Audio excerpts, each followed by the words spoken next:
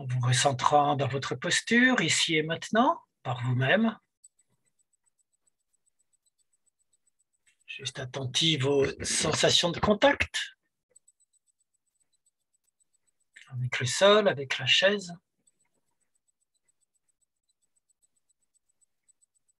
Une assise aussi stable et confortable que possible.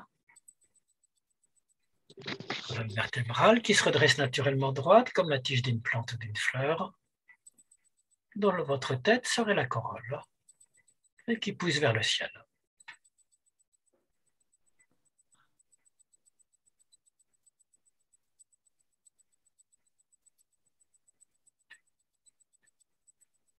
Laissez-vous vous installer dans la posture.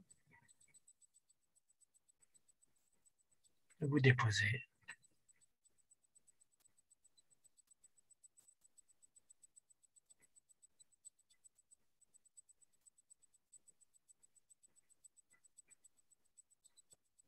Vous pouvez ensuite, si vous avez besoin de vous recentrer, revenir sur votre souffle.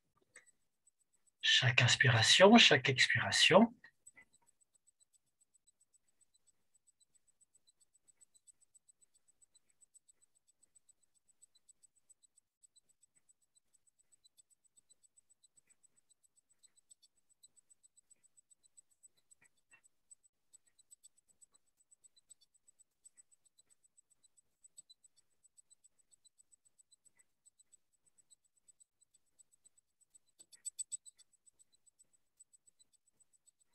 Puis vous installez en posture d'attention large, ouverte, sans rien chercher, juste accueillir chaque événement qui se présente dans le champ de votre conscience, que ce soit un événement agréable, désagréable ou neutre.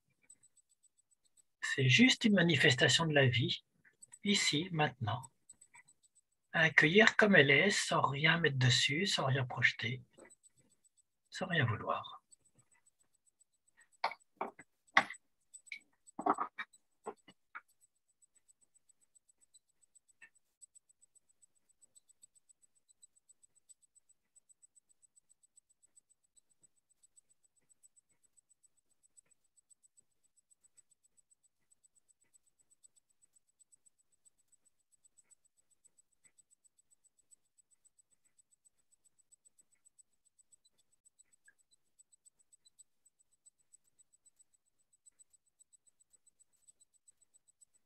Et à chaque fois qu'un événement surgit,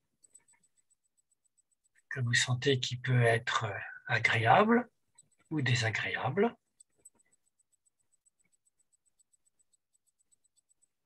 juste essayez de renoncer à ce fruit agréable ou désagréable pour l'accueillir comme il est. Juste l'événement tel qu'il se manifeste.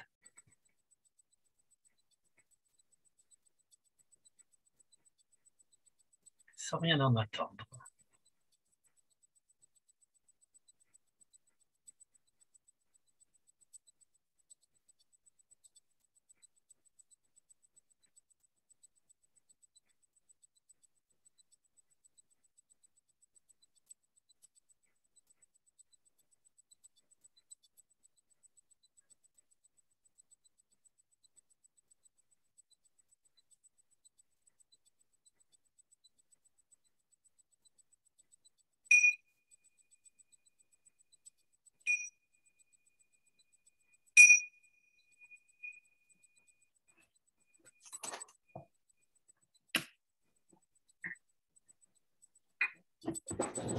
Alors, bonjour. Cette petite méditation sur renoncer aux fruits de l'acte, vous comprendrez pourquoi on l'a faite dans ce cours qui va porter sur la Bhagavad Gita, dans la suite du bouddhisme. Alors, je vais essayer de mettre l'écran partagé. L'écran partagé, ça doit être celui-là. Est-ce que vous voyez quelque chose? Oui, oui. Ok. Donc surtout, n'hésitez pas à poser des questions ou à intervenir si vous le souhaitez. Après, il y aura une petite période de questions, mais n'hésitez pas déjà à le faire quand ça vous vient. J'arrange ma petite image. Donc, on est à la séance 5. On va en profiter pour faire un petit point sur ce qu'on a vu depuis le début, hein, les différents renonçants et le sens de cette opposition des deux mondes du village et des renonçants. Et puis, on va voir comment, après le message du Bouddha, le cours suivant, ça va être sur la Bhagavad Gita, le renouvellement de l'hindouisme avec la fameuse Bhagavad Gita, dont certains ont déjà dû entendre parler. Qui est-ce qui a entendu parler? Vous levez juste la main que je vois. Hein? Oui, Claire. D'accord. Et Monique, non? Et moi aussi, oui, oui. D'accord, très bien. Eh bien, on va voir cette fameuse Bhagavad Gita. Donc, et puis après, on reviendra la semaine. Alors, la semaine prochaine, j'en profite pour vous dire qu'il n'y a pas cours la semaine prochaine, puisque ce sera les vacances, mais que le cours aura lieu le vendredi suivant. Et qu'il y aura encore 2 ou 3 cours, je ne sais pas encore selon la manière dont je conçois mes cours, puisque je les refais à chaque fois. Et donc, il y en aura 2 ou 3 encore après. Alors, je vais revenir avec le Bouddha. On a vu la semaine dernière que le Bouddha, c'était vraiment le modèle des renonçants à l'époque de la crise de la civilisation védique, puisque c'était un fils de roi ou au moins de préfet, de quelqu'un qui avait du pouvoir, même s'il n'était pas roi, son père, et que c'était tout le symbole de ces prêtres, fils de roi, de l'intelligentsia, si on veut, si on parlait avec les termes d'aujourd'hui, qui renonçaient à la société en ne croyant plus aux vertus du sacrifice bouddhiste, de la vie dans la société, et qui partaient, qui quittaient le village pour aller en forêt, pour chercher la libération.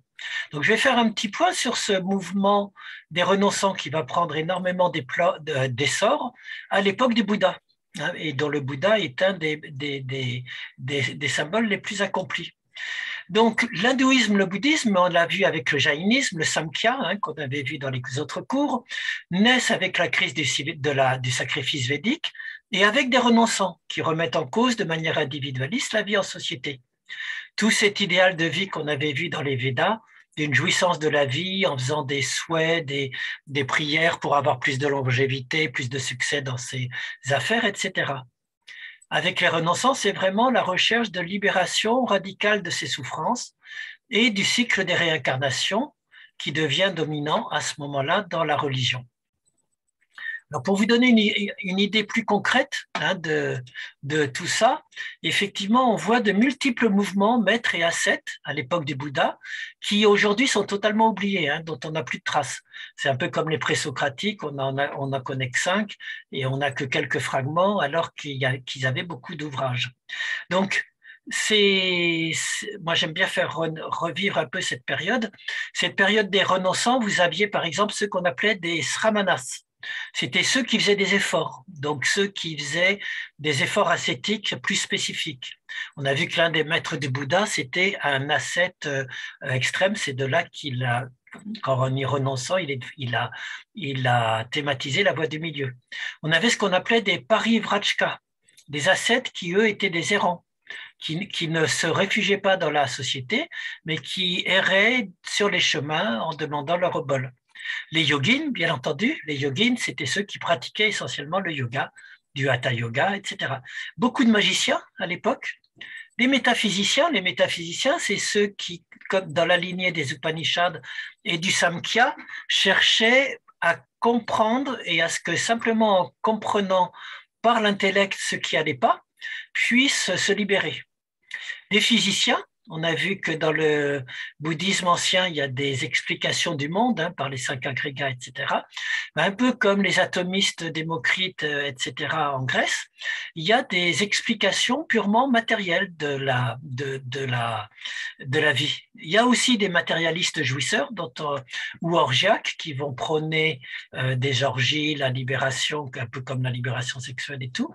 Donc tout ça, c'est un foisonnement de mouvements qui existent à l'époque et des sophistes. Les sophistes, exactement comme dans la Grèce archaïque, ce sont des gens qui apprennent à argumenter, à dire comment on peut avoir vrai ou faux à partir des seules règles de la logique.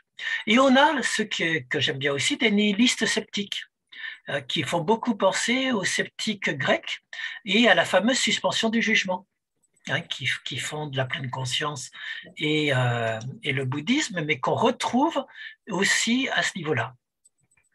Tout ça, c'est pour vous dire qu'il faut se représenter cette époque du Bouddha comme c'est pas juste le Bouddha qui arrive et qui révolutionne tout. Il y a énormément de mouvements qui essaiment à ce moment-là et qui offrent chacun une sortie de la vie en société. D'ailleurs, Bouddha a eu plusieurs maîtres et il a affronté des maîtres d'écoles différentes. Donc, on sait qu'il a eu des maîtres de méditation qui étaient plutôt des ascètes extrêmes dans le Samkhya Yoga. Hein. Et dans les récits les plus anciens, on sait qu'il avait 6 grands concurrents à son époque. Il y avait Gosala, il y avait Mahavira, si vous vous souvenez, Mahavira, c'est le fondateur des Jains, du Jainisme, qui était contemporain, puisqu'on dit qu'il a peut-être été même empoisonné par des Jains. Il y avait un autre personnage qui s'appelait Purana Kassapa, qui lui prenait l'absence de valeur de l'acte. Donc il y avait, si aucun acte n'a de valeur, c'est pas la peine de s'en faire à vouloir faire des bons actes avec le sacrifice ou chercher à se libérer des mauvais actes. Il y avait un autre maître à l'époque qui était purement matérialiste, dont on a des traces, qui s'appelait Kesambala. Et puis un Katyayana qui était le premier à avoir thématisé qu'il y avait 7 corps cosmiques, qui est un petit peu à l'origine de tous les différents corps physiques, psychiques qu'on retrouvera dans le tantra, puis dans l'ésotérisme. Un corps de terre, de feu, de vent, de plaisir, de peine et de vie globale. Et Sanjaya, qui était beaucoup plus dans les sceptiques, beaucoup plus proche de la lignée des sceptiques grecs, puisqu'il proposait, comme Pyrrhon le sceptique en Grèce, il proposait de suspendre tout jugement. Donc c'est quand même intéressant de voir que même en Inde, on retrouvait cette fameuse suspension de jugement, il invitait à éviter toute thèse. Vous devinez que le Bouddha, quand il refuse de prendre position sur est-ce que l'Atman existe, est-ce que Dieu existe, etc., même s'il le prône un Atman, un non-soi, il est très probablement influencé par ce maître qui est dans la méfiance face à tous les jugements qu'on peut avoir sur les choses. Donc, ça, c'est un petit peu pour montrer tout ce foisonnement qui existe à ce moment-là. Des questions là-dessus ? C'est vraiment faire comprendre cette multiplicité de mouvements qui existaient. Et de la même manière, on avait vu les Upanishads, qui sont la base de l'hindouisme, quand les Upanishads sortent des Védas, et ben, même elles vont foisonner en plein d'écoles. Alors, sans rentrer dans les détails, les Upanishads qui vous disent qu'au fond de toute chose, il y a une réalité ultime qui est l'Atman individuel qui n'est pas différent du Brahman cosmique, et qu'il s'agit de se résorber à la fois dans l'Atman individuel qui à ce moment-là se révèle être comme le Brahman, le principe, le soi cosmique. Ben, rien que sur cette affirmation, vous allez avoir au moins 3 écoles principales qui vont se greffer. Une école qui va dire les Atman individuels, ben, ils sont identiques exactement au Brahman cosmique, au soi cosmique, c'est la même chose. C'est juste se réabsorber dans le Brahman cosmique. Il y a une autre école qui va dire tout de suite l'inverse, puisque dès qu'on pose une théorie philosophique, vous avez l'inverse qui peut être vrai. Donc, les Atmans sont totalement différents et séparés du Brahman. Là, on voit qu'on est plutôt proche du Samkhya avec les Purushas, qui peuvent être totalement séparés du principe ultime. Et puis, il y a une troisième école qui va essayer de dire ni oui ni non, qui va être entre les deux. Les Atman, ils sont bien divins, mais ils ne sont pas identiques malgré tout au Brahman. Donc, même dans les Upanishads, il y a plein de petites écoles. Et puis, j'ai passé toutes les autres écoles. Il y en a une qui dit que le soi, l'Atman ou le Brahma, c'est le corps. Il est coextensif au corps. Il est périssable comme le corps. Il y a bien un fond de toute chose, mais il n'est pas éternel. Ça, moi, ça me fait penser plutôt aux neurosciences actuelles, où on voit que la conscience, c'est le résultat de plein de connexions neuronales, etc. Mais est-ce qu'on peut, à partir de là, poser qu'il y a un substrat qui subsiste, pas en neurosciences en tout cas. Il y en a d'autres qui vont dire que le soi, l'atma, est éternel, mais que par contre, ce sont ces créations, tous nos corps physiques ou grossiers, qui sont périssables. Et puis, de manière plus intéressante encore, il y en a qui vont vous dire que l'Atman, c'est la conscience. Et là, on préfigure déjà tout ce qui va être le bouddhisme tibétain avec la 7e ou la 8e conscience alaya, qui serait une conscience de fond éternelle qui préexisterait à toute chose. Puis il y a même une théorie qui n'est pas très loin de ça aussi, qui est que l'Atman, il serait inconscient. Il ne se manifeste pas, il reste dans l'inconscient. Il y en a qui vont vous dire qu'il se manifeste tout entier dans le moment présent, qu'il n'y a rien à chercher en dehors du moment présent. Ou alors qu'il se manifeste dans des cycles, dans des kalpas, dans des grandes périodes historiques qui se succèdent indéfiniment. Et toujours ceux que vous avez devinés que je préfère, qui sont les agnostiques ou les sceptiques, qui vont faire la suspension du jugement dont on a vu plusieurs traces déjà, qui vont simplement, comme dans la théologie négative ou les positions apophatiques, dire on ne peut rien en dire. Donc ce n'est pas la peine, on peut juste savoir qu'il existe ce fond Atman Brahma, mais on ne peut rien en dire et dès qu'on en dira quelque chose, on tombera dans des jugements et donc dans des erreurs. Voilà, cette première diapo, c'est faire comprendre qu'à l'époque du Bouddha, il n'y a pas que le Bouddha, il y a tout un foisonnement de ce qui fait que cette période est extrêmement riche, très intéressante, je trouve, et qu'ils se nourrissent tous les uns les autres. Des interventions sur ces différents mouvements. Alors, tous ces mouvements, est-ce qu'ils ont quelque chose en commun? Mircea Eliade, celui dont je vous ai parlé, qui écrit sur l'histoire des croyances et des idées religieuses, il vous dit qu'ils partagent tous le même schème, qui va être vraiment alors un schème, c'est la structure de base qui est commune à plusieurs phénomènes différents. Et ce schème, cette structure de base, en sanskrit, c'est avidya, maya, karma, samsara. Ça veut dire quoi? Ça veut dire tout simplement, dans tous ces mouvements, vous avez qui se met au point cette même chaîne de concepts qui est on vit notre époque dans l'ignorance. En pleine conscience, on dit dans le pilotage automatique. C'est la traduction laïque et gentille de on est profondément dans une ignorance métaphysique. On est dans un aveuglement sur notre propre vie, comme dans un rêve, comme dans un sommeil. Spontanément. Ça, ce sont toutes les images qui sont les images de la philosophie indienne qui seront reprises tantôt par le bouddhisme et tantôt par les autres. Mais le premier constat, aujourd'hui on dit pilotage automatique, et là ça va beaucoup plus loin, c'est une ignorance métaphysique profonde. Le fait qu'on est aveuglé dans un rêve, dans un sommeil, qu'on est captif là-dedans, un peu comme le prisonnier de la caverne de Platon. La deuxième chose, c'est de poser que si on est dans cette ignorance, dans cet aveuglement, c'est parce qu'on est enchaîné par nos actes. C'est chacun de nos actes qui nous crée un nouveau désir, une nouvelle frustration qui va nous enchaîner et nous faire perdurer perpétuellement dans l'ignorance en allant chercher toujours autre chose.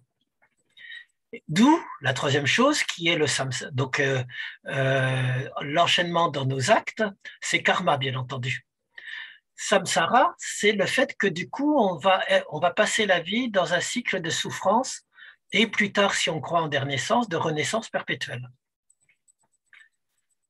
Et donc, la seule solution, c'est de chercher une délivrance qui soit un éveil, qui soit une sortie de l'oubli. Et ça, c'est vraiment le schème qui est commun à toutes les philosophies indiennes et qui se met en place à cette période et qui explique autant le point commun au bouddhisme, à l'hindouisme, en tout cas pour Mircea Eliade, et je crois qu'il a vraiment raison. On a remplacé la croyance qu'on peut partager la vie des dieux dans les Védas par cette impression, cette croyance qu'on est profondément dans une ignorance enchaînée par nos actes qui nous font souffrir perpétuellement et qu'un éveil est possible. Et ce qui est très intéressant, c'est que dans ce schème, l'éveil qui est possible, c'est toujours une sortie de l'oubli, une anamnèse. Le fait que soudain, c'est notre regard qui se décile et qu'on voit les choses soudain comme elles sont. Donc, quelque part, il y a d'emblée le fait qu'on retrouve ce qui était déjà là. C'est pour ça que ce n'est pas la peine de chercher quoi que ce soit, puisque tout est déjà là. Ça, ce sera une des grandes affirmations du zen et du bouddhisme zen, on verra. Tout est là, mais simplement, on ne le voit pas. On n'est pas dans le... etc. Voilà, ça, c'est vraiment le schème commun à tous ces mouvements un petit peu, sauf les matérialistes bien entendu, aux différents mouvements qu'on a vus, d'après Eliade. Si je prends quel est le sens de tout ça? Bon, là, je fais un petit point sur tout ce qu'on a vu jusqu'à maintenant, puisqu'on va voir dans la deuxième partie. Pour moi, ce qui m'intéresse en philo, c'est que tous ces mouvements, ils témoignent d'un avènement paradoxal du sujet individuel, de l'individualisme, que les Indiens vont analyser d'une manière très différente de nous, occidentaux. Parce que ce qui est très étonnant, c'est que le paradoxe des Indiens, de ces ascètes, c'est qu'en fuyant la société, ces fameux renonçants, ce sont les plus grands individualistes, puisqu'ils décident de quitter le monde social, de ne plus croire aux rites, de ne plus croire aux croyances collectives. Donc on assiste bien à l'avènement de l'individualisme, de la conscience de soi individuelle, autonome. Exactement comme en Grèce, la cité est à la même époque l'avènement de l'individualisme et de l'homme qui ne s'appuie que sur lui-même pour comprendre les choses. L'homme est la mesure de toute chose, dit Protagoras, ce qui va fonder cet individualisme et ce relativisme. Sauf que le grand paradoxe des Indiens quand la conscience de soi et l'individualisme arrivent, le moi, c'est que en même temps, ce sont des individus qui veulent se libérer des cadres de cet ego. Donc, ils sont individualistes. On ne peut pas renoncer à la société sans être individualiste et sans s'opposer au cadre collectif. Mais en même temps, on veut se libérer de son propre ego, de ce moi et de cet individualisme qu'on sent en soi. Donc, c'est vraiment le paradoxe. C'est que la figure de l'individualiste, c'est le renonçant et qu'en même temps, il porte déjà la critique de l'ego. Donc le moi, et la deuxième chose, c'est que du coup, quand l'individualisme et le moi arrivent en Inde, avec tous ces personnages, on a très vite la perception que le moi individuel, qui est prisonnier de ses actes sociaux, est d'emblée capable de se libérer de ses liens, toujours par une connaissance et par des techniques de transformation de soi. Alors tous les mouvements qu'on a vus jusqu'à maintenant, ils le font par une opposition des deux mondes, presque par un dualisme, je n'irai pas jusqu'à dire un dualisme, mais il y a toujours l'opposition de la vie profane. Soit vous restez dans la société et puis vous êtes plus ou moins condamné à être dans le samsara, dans la souffrance et tout. Soit vous allez en forêt, dans la forêt, vous quittez tout, vous repliez vos feux à l'intérieur de vous-même, on a vu, et vous allez chercher à vous libérer dans un autre univers. Donc il y a une opposition des deux mondes, de la vie sociale et du monde profane. On va voir que tous les cours qu'on fait à partir d'aujourd'hui, ce sera de voir comment le grand génie de l'Inde, c'est d'arriver à faire une synthèse de ces deux mondes. Autant dans le bouddhisme nouveau, dans le bouddhisme du grand véhicule, que dans la Bhagavad Gita, dans la Vedanta pour l'hindouisme.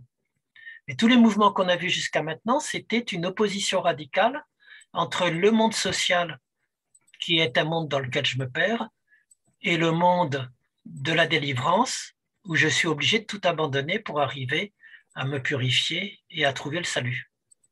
Ils ont une très jolie image d'ailleurs, les Indiens, c'est quand quelqu'un décide de quitter la vie sociale pour aller dans un monastère ou pour devenir un ascète ou un errant, ils disent toujours qu'ils ont quitté le monde rouge et qui ne retourneront pas dans le monde rouge. Et pourquoi le monde rouge, à part le côté rouge qui est le sang et tout, c'est parce que si vous êtes allé en Inde au moment de la mousson, après les pluies, il y a toujours une poussière rouge dans la ville. Et donc le monde rouge, c'est le monde villageois, pollué par la poussière, par la poussière de nos actes et tout. Et donc c'est ce qu'on quitte définitivement dans cette première période. Voilà, donc ça c'est pour vous pour faire un petit point à mi-parcours, se dire on a vu jusqu'à maintenant des mouvements qui opposent le monde de la délivrance au monde social. À partir de ce cours-ci, on va voir comment arrive la non-dualité, puisque la non-dualité, c'est de ne plus faire d'opposition entre la vie sociale, ma vie individuelle et la vie de la délivrance, et la délivrance que je cherche. On peut se libérer dans ce monde, ici et maintenant, dans mon activité elle-même. Ça va être la grande nouvelle que va annoncer la Bhagavad Gita qu'on va analyser. Juste pour finir sur le sens qu'on peut mettre à tout ça, La conséquence, pour moi, en philo, ce qui est intéressant, c'est que on s'aperçoit que le moi, il n'y a pas de fatalisme à être obligé de rester prisonnier du moi individualiste occidental qu'on connaît. Hein. Puisque, bien entendu, en Inde, on s'aperçoit que l'individualisme, il est là. Les gens ont bien conscience d'être des individus différents de la société, mais ils postulent et ils continuent à conserver la possibilité de réintégrer des expériences de non-finitude. L'ego peut se dépasser. Alors qu'en Occident, je l'avais déjà dit précédemment, mais je vais le redire là, maintenant on le voit bien, c'est l'inverse. Le moi arrive, la conscience de soi individuelle arrive avec les sophistes grecs, et avec en plus de ça déjà Platon. On a vu qu'il est très proche parfois avec sa métaphore du char et les trois chevaux qui sont guidés comme dans le yoga où il s'agit de réunifier les forces, hein, les forces psychiques. Sauf que déjà chez Platon, on ne pourra jamais que contempler le monde des idées. On est déjà loin du monde de la délivrance. On peut juste avoir une contemplation de ce monde auquel on a difficilement accès. Et quand le christianisme va arriver, je vous avais dit, ça s'appelle ce que j'appelle moi le verrouillage de la notion de sujet. On ne peut plus penser qu'on peut se libérer du statut du sujet. Parce que l'homme est une âme individuelle qui est créée, qui a un statut de créature, qui ne peut pas se comparer avec son créateur. La théologie empêche de vouloir être comme Dieu. Tous les mystiques se font condamner par l'Église parce qu'ils osent franchir cette interdiction. Et puis, bien entendu, la seule chose où ce projet de non-finitude en Occident va ressurgir, puisqu'on ne peut pas le faire sur soi-même, ben, ça va être le fameux projet matérialiste de conquête du monde. Là, on est très fort. Ce qui explique aussi cette division, cette orientation différente, comme dit Krishnamurti et beaucoup de penseurs indiens. Nous, on va devenir très fort dans le culte du dépassement de soi pour maîtriser la nature. Et les Indiens, ils vont rester très forts dans le dépassement de soi à l'intérieur de soi et pas dans la maîtrise externe. Voilà, ça c'était juste ce que j'avais envie de rajouter sur le sens qu'on pouvait mettre un petit peu à ce qu'on a vu jusqu'à maintenant. Et la philosophie comparée, ben, ça permet de voir qu'il n'y a pas de fatalité.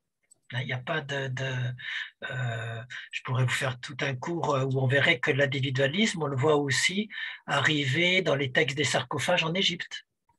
Donc il n'y a pas que l'Occident qui voit l'individualisme arriver, mais simplement il peut être traité différemment selon les civilisations.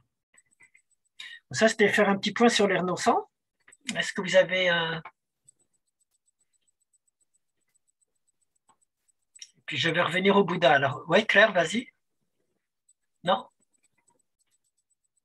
Pas de choses spéciales? Non, non, je voulais juste te dire que c'était OK. Ok, merci. Alors, tout ça, c'était le contexte du Bouddha. Je vais revenir au Bouddha parce que on va continuer sur le Bouddha du coup, et ça va nous permettre de comprendre comment le bouddhisme va à la fois se développer de manière très très forte en Inde et comment il va disparaître presque aussi rapidement. Puisque vous n'êtes pas sans savoir, j'imagine que si vous allez en Inde, il n'y a quasiment plus de bouddhistes. Et à partir du Xe siècle, il n'y a plus de bouddhistes en Inde. Alors que le Bouddha naît entre guillemets en Inde, c'était une région du Népal, que le bouddhisme va. Donc c'est une énigme quelque part. Pourquoi est-ce que le bouddhisme disparaît et va réapparaître ailleurs, en Chine, au Japon, au Tibet? Donc je vais revenir un petit peu sur ce qui s'est passé à la mort du Bouddha. Alors, Claire avait voulu savoir un petit peu comment s'était faite la mort du Bouddha, donc je suis allé rechercher. Donc, je vais vous en dire un petit peu plus sur sa mort. C'est toujours intéressant parce qu'on voit à la fois comment était la mort et puis quelles sont les légendes qu'on a tout de suite fait en rajoutant des mythes et des croyances qui n'ont probablement rien de vrai, mais qui montrent bien la puissance de l'imagination humaine. Voilà. Donc, sur la mort du Bouddha, il faut que je le retrouve. Bien entendu, j'ai mis un marque-page qui n'est pas à la bonne page. Ça.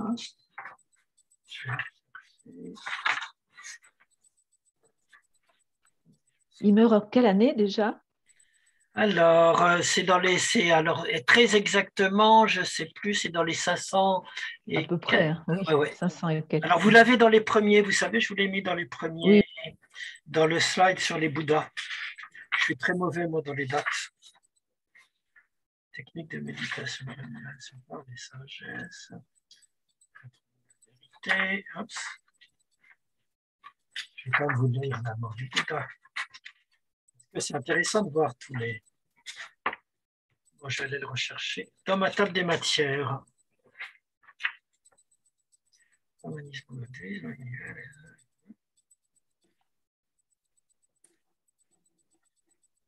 Ah, page 149. Donc, pour ceux qui s'achèteront l'histoire du. C'est page 149. Dans l'histoire des croyances et des idées religieuses, que je vous conseille bien. 149.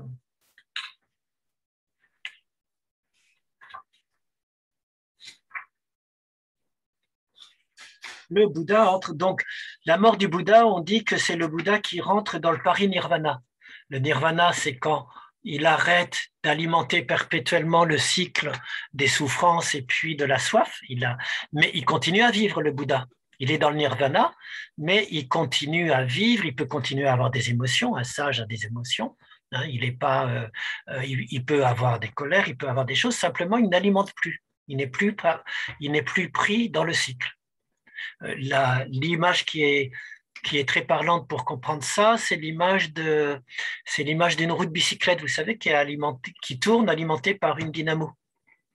Quand le Bouddha arrive au nirvana, en fait, il a débranché la dynamo. Mais la roue, elle continue à tourner. Donc tout ce qu'il fait, tous ses actes, il continue à avoir des effets, il continue à avoir des pensées, des émotions, à partir ailleurs, etc.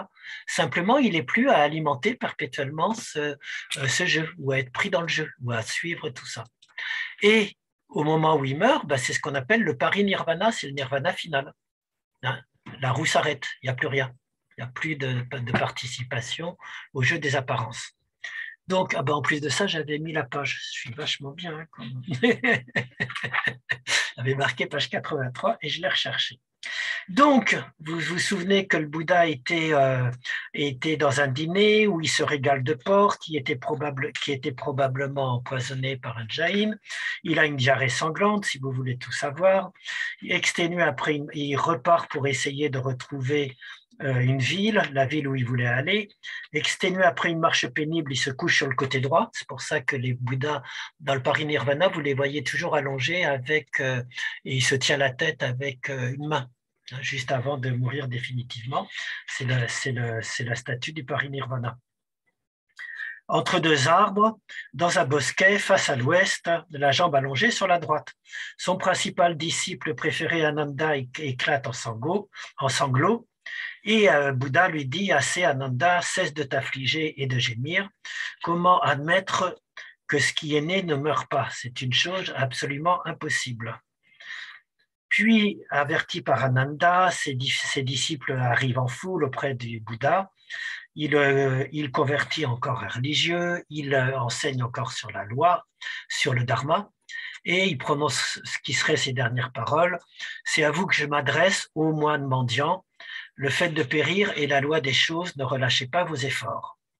Et la troisième nuit, il parcourt les 4 étapes de la méditation et s'éteint. Voilà. Ça, c'est ce qu'on sait. C'était la nuit de la pleine lune, novembre 478 avant le Christ, ou 487 selon une autre tradition. Voilà, ça c'est la mort telle qu'elle est le plus probable. Et puis après, bien entendu, les légendes arrivent.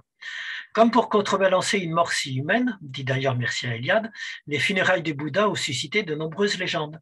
Pendant 7 jours, on va l'honorer avec des musiques et des danses. Le mort est enveloppé de nombreuses étoffes déposées dans une auge à huile, car on lui accorde les funérailles, c'est le rite de la plus grande funéraille quand on enterre un roi Chakravartin. Le roi Chakravartin, c'est le roi qui est supposé être l'empereur du monde, capable de régner sur l'ensemble de l'univers sans jamais faire un seul acte. Il est tellement sage qu'il n'a pas besoin de faire un acte pour maintenir l'ordre cosmique. On va faire une crémation sur un bûcher de bois de senteur, on va le promener avant, mais bien entendu, le bûcher ne peut pas être allumé avant l'arrivée du disciple Mahakasyapa, qui était à 8 jours d'intervalle et qui va devenir le premier chef de la communauté.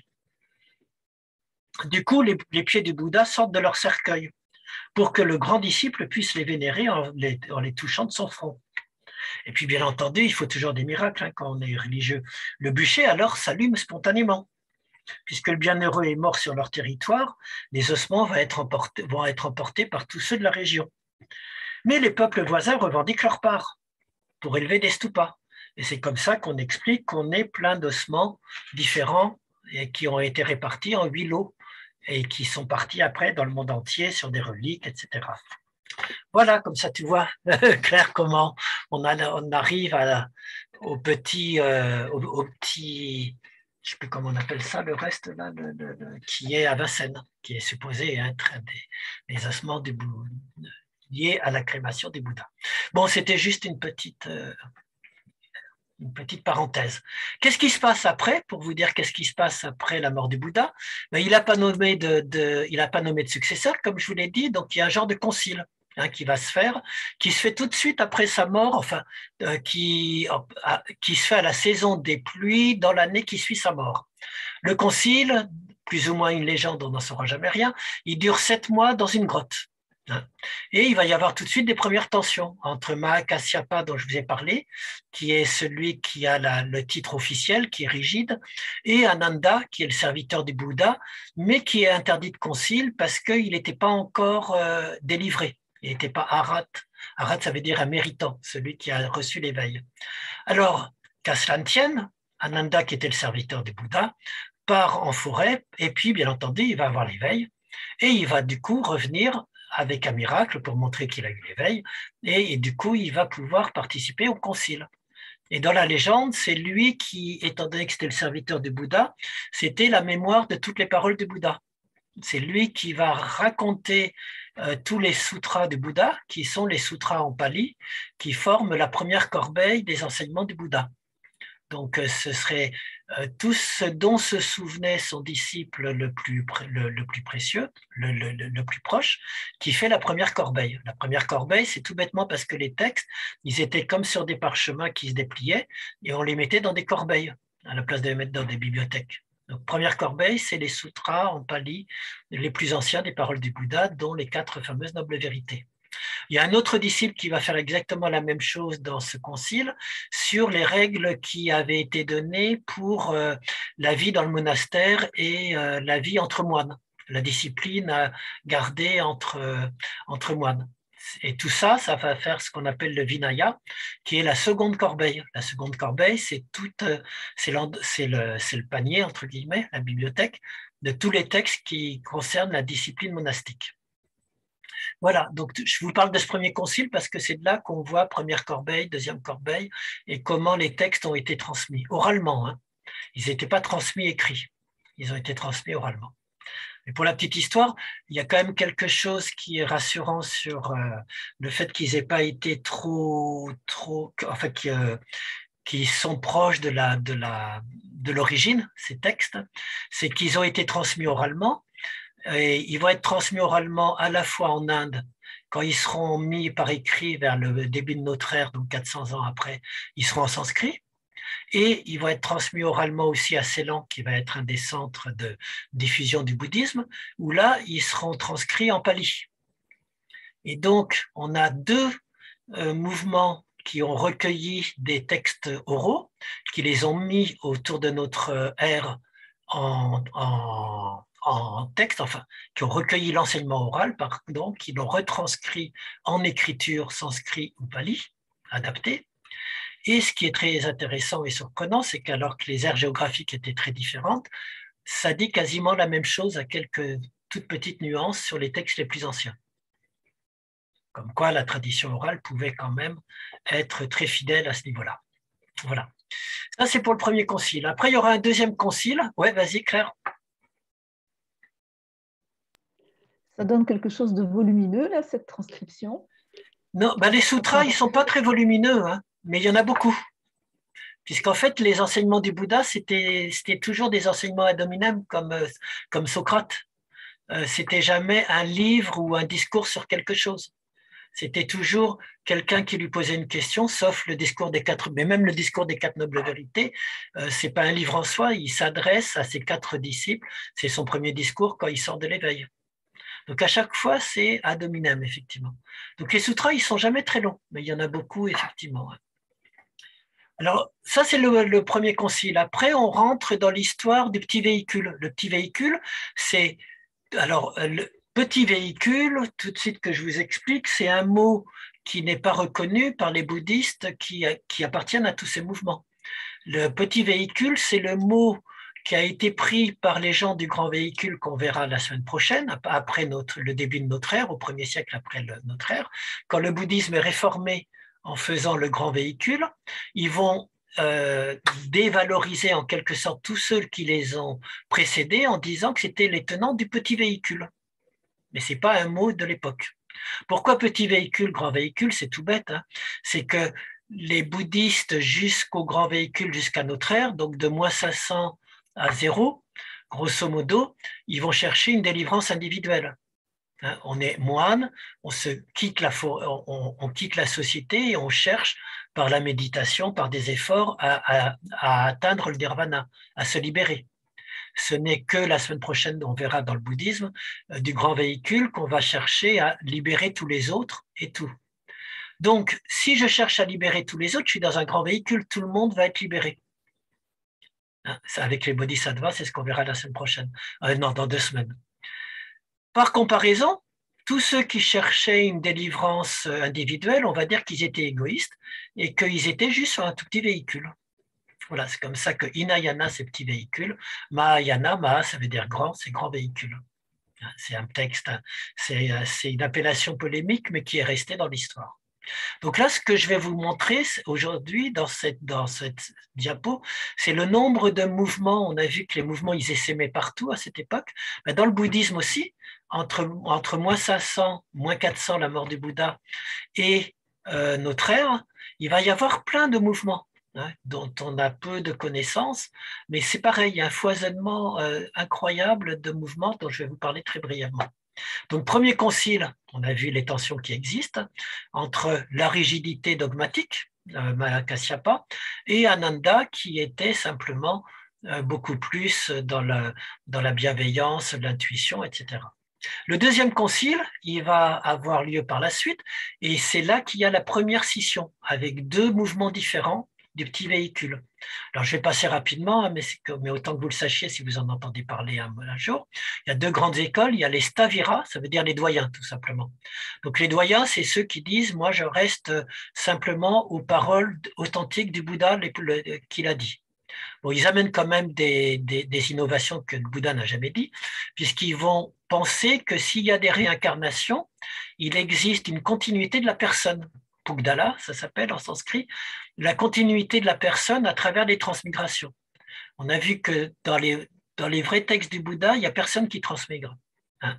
C'est comme le feu qui passe d'un morceau de bois à l'autre. Et ça, c'est quand même choquant pour les gens. Donc, on va penser qu'il y a malgré tout un noyau qui transmigre. Pourquoi c'est important de dire aux gens et aux fidèles qu'il y a un noyau qui transmigre? Ben, c'est que comme ça, au moins, leurs mérites ne sont pas perdus. Et donc, ils vont pouvoir mûrir d'une vie à l'autre. Voilà, donc ça, c'est les Staviras. Il va y avoir un autre mouvement qui va être les Mahasanghikas, qui, eux, vont commencer à remettre en cause le petit modèle idéal du sage qui s'est libéré tout seul.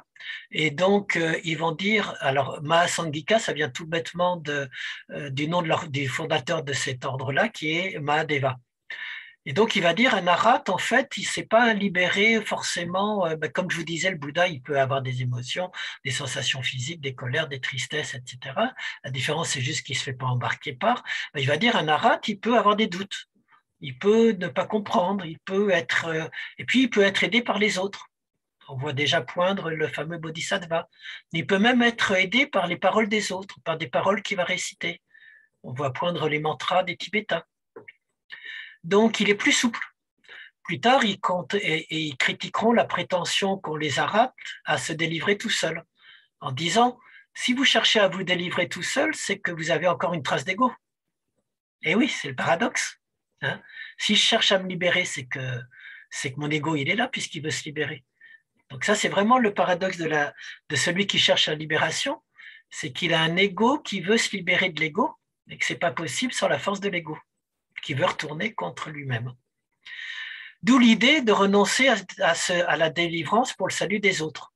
Ça viendra des Mahasangika qui vont être à l'origine du grand véhicule, effectivement.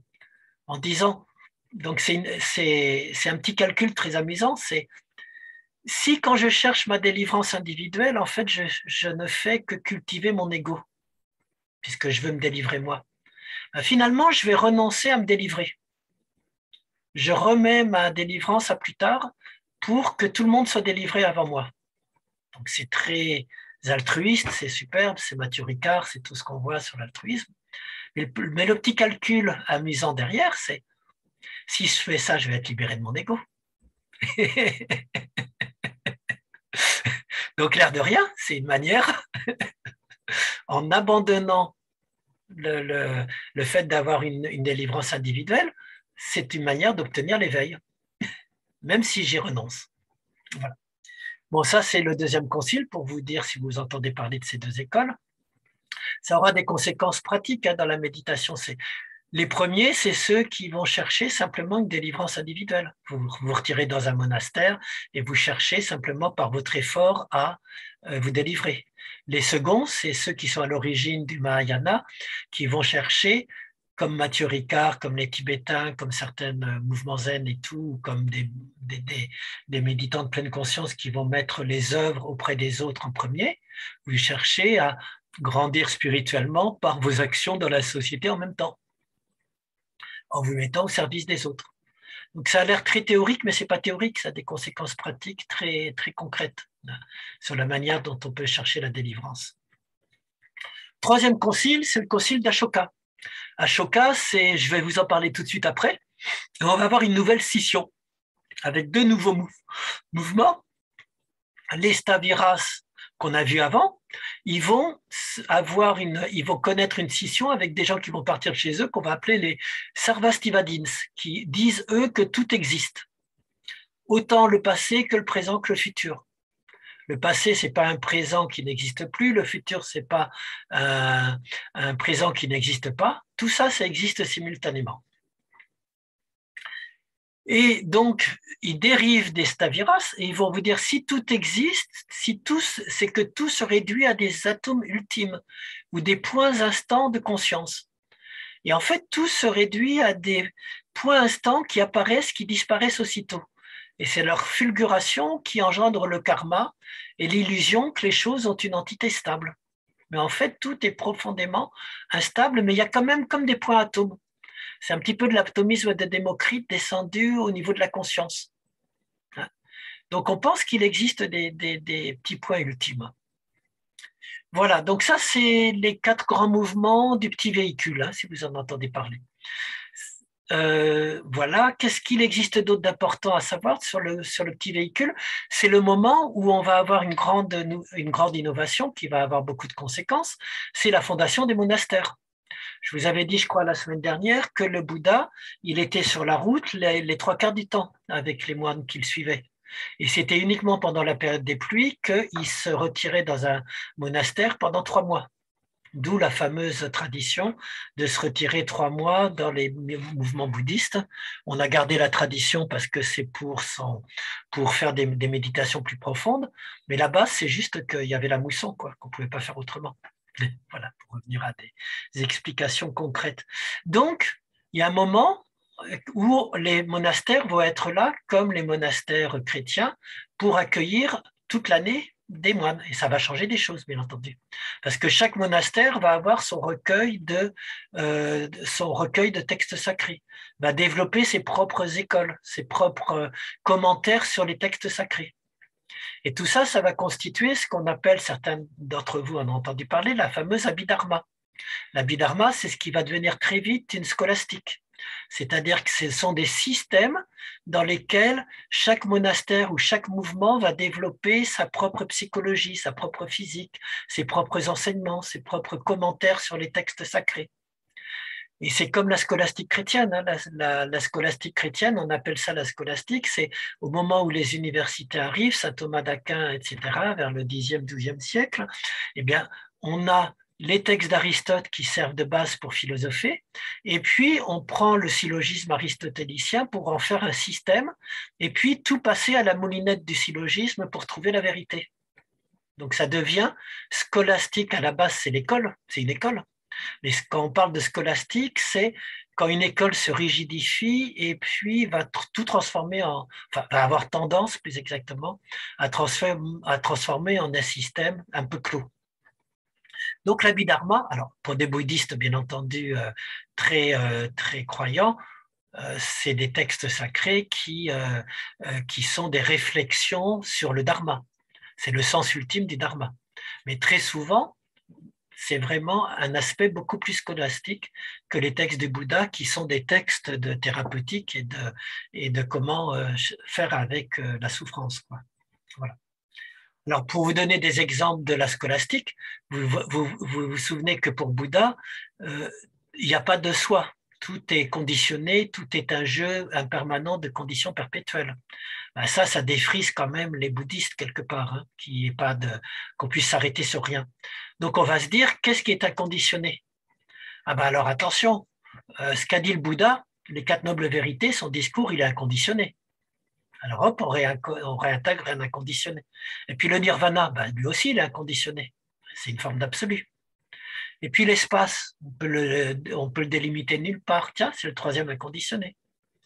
Et puis les méditations les plus profondes, dhyana, etc., ah ben elles aussi, on va dire qu'elles sont inconditionnées. Voire la conscience.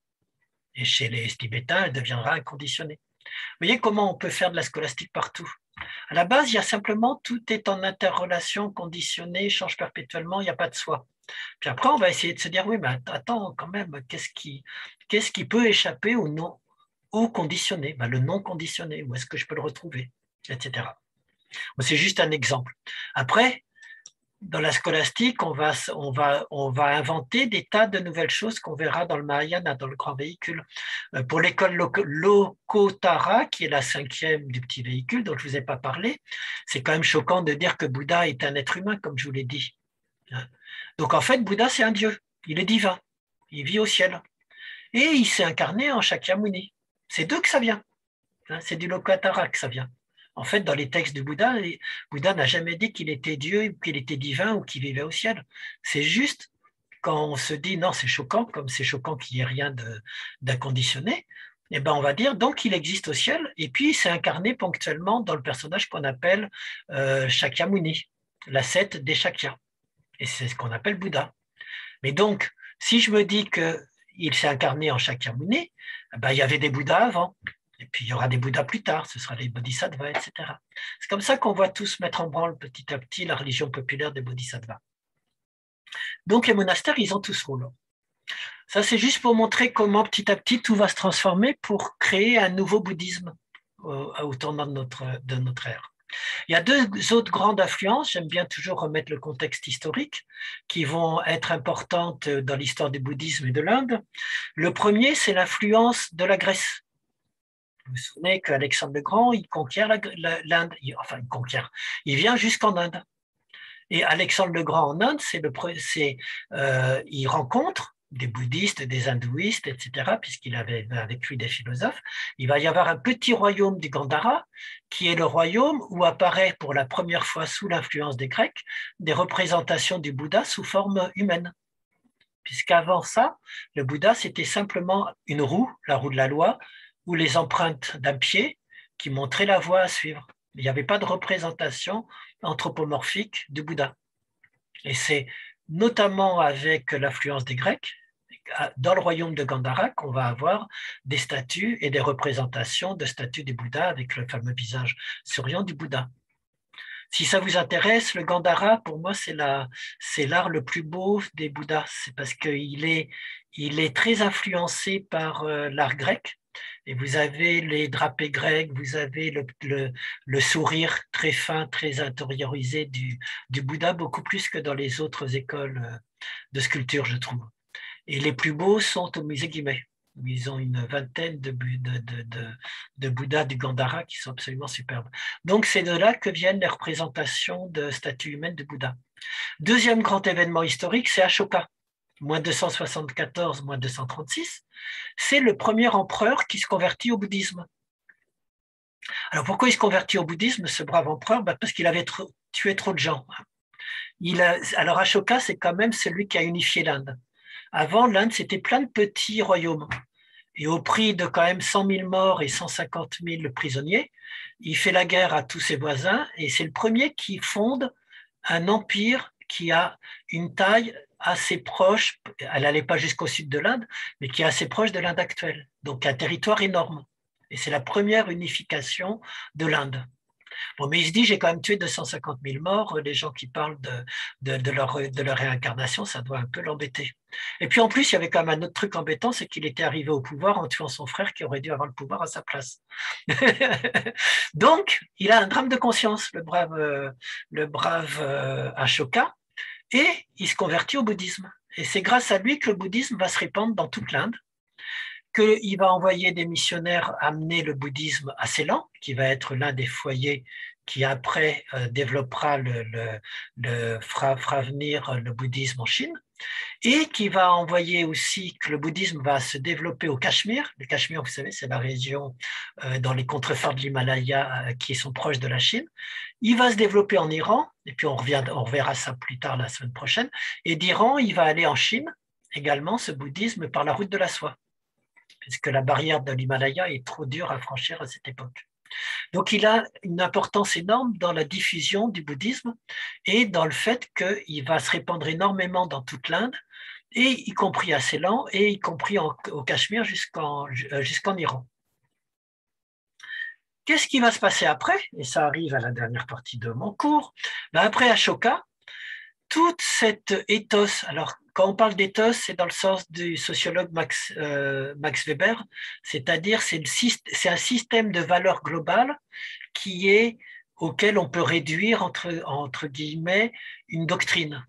Quel est le système de croyance et de pratique à la base d'une doctrine? C'est ce qu'on a vu un peu la semaine dernière, hein, cette recherche de la délivrance de la souffrance par un type de méditation donné, etc. Donc cet ethos bouddhiste, tout l'esprit du bouddhisme, si vous voulez parler autrement, il va être réabsorbé par l'hindouisme. Parce que ça, c'est Ashoka qui déploie tout ça, et les moines et les missionnaires moines. Mais l'hindouisme, il reste pas passif. L'hindouisme, il a toujours absorbé tout ce qui le niait. Donc, c'est une grande machine à absorber. C'est comme ça que l'hindouisme est encore vivant aujourd'hui. Hein. Il a absorbé les musulmans, il a absorbé les chrétiens, et ben il va absorber le bouddhisme à son époque. Et il va absorber le bouddhisme, et c'est comme ça que le bouddhisme, entre autres, l'une des raisons, c'est que tout ce qui faisait l'esprit, la spécificité du bouddhisme, on va le voir dans le cours, ça va être réintégré et réinterprété autrement par l'hindouisme.